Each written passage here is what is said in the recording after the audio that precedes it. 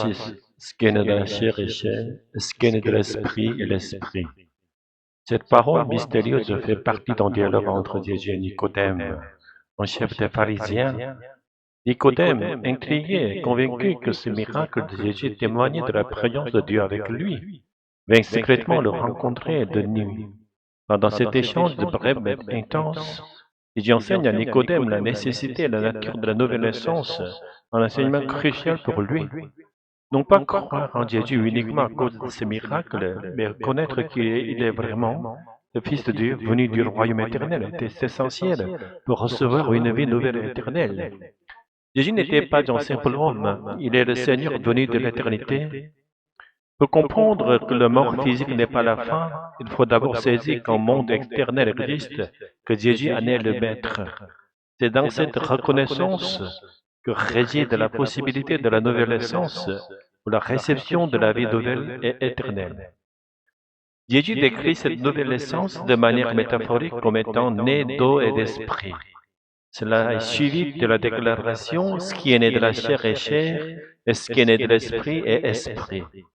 Dans cette phrase, seul l'esprit est mentionné, l'eau étant omise. Plutôt que d'aborder les nombreuses interprétations de l'eau, utilisons les Écritures pour interpréter les Écritures.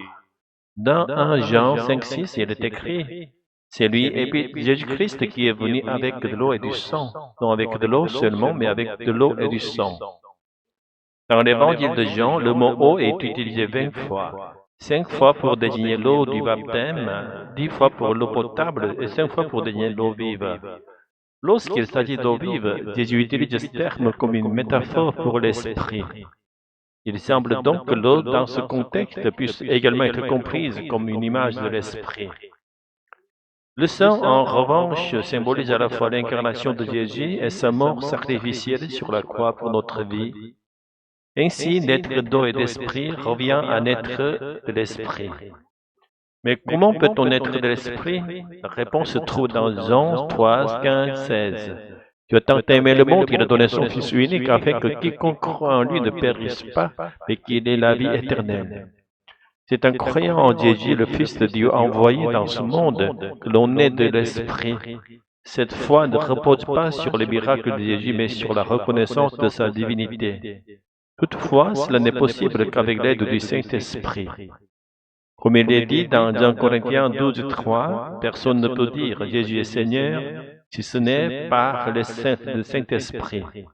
La foi véritable est donc un don intégral du Saint-Esprit. Ce n'est pas par nos propres forces que nous reconnaissons Jésus comme Seigneur, mais par la grâce de Dieu qui agit en nous.